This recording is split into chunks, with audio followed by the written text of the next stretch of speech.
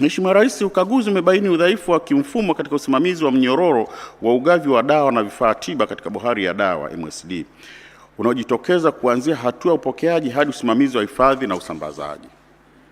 Katika hatua ya upokeaji, MSD ilipokea dawa na vifaa tiba vyenye thamani ya shilingi bilioni 20.28 vilivyokuwa na muda mfupi wa matumizi, kinyume na miongozo inayotaka kuwe na angalau 80% ya muda wa matumizi.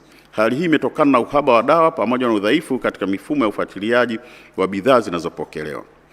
Matokeo ya udhaifu huu yanaonekana katika hatua ya usimamizi wa akiba, ambapo MSD ilikuwa na dawa zilizokwisha muda zenye thamani ya shilingi bilioni 18.74, bidhaa zilizoharibika za shilingi bilioni 707.82, pamoja na dawa za bilioni 2.95 zilizo karibu kuisha muda wake katika baadhi ya kanda.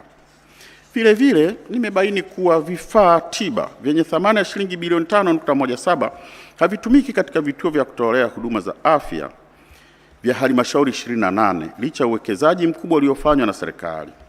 Halmashauri zilizoathirika zaidi ni halmashauri ya mji wa Newala, vifaa vyenye thamani ya shilingi milioni 790.5, halmashauri ya wilaya ya Kigoma shilingi milioni 657.1 na halmashauri ya mji wa Ifakara shilingi milioni 566.1.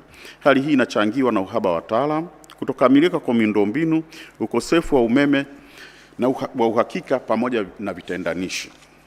Kwa ujumla, udhaifu huu unaonyesha mapungufu katika mipango ya matumizi ya rasilimali za afya, unaosababisha matumizi yasiyo na tija ya fedha za umma na kuwanyima wananchi huduma muhimu za afya kwa wakati. Mheshimiwa Rais, ninapendekeza serikali kupitia Wizara ya Afya ihakikishe kuwa Bohari ya Dawa MSD inaimarisha mipango ya ugavi ili kuepuka upokeaji wa dawa na vifaa tiba vilivyobakiza muda mfupi wa matumizi kinyume na miongozo.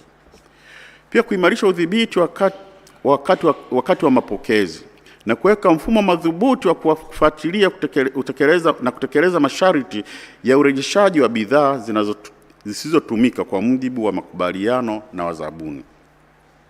Aidha, serikali kupitia ofisi ya Waziri Mkuu TAMISEMI kwa kushirikiana na Wizara ya Afya iweke kipaumbele cha haraka katika kukamilisha miundombinu muhimu, kuimarisha upatikanaji wa umeme wa uhakika na kupeleka wataalamu stahiki katika vituo vya afya ili kuhakikisha vifaa tiba vilivyonunuliwa vinaanza kutumika kwa wakati, hivyo kuongeza ufanisi wa huduma za afya na kuokoa maisha ya wananchi.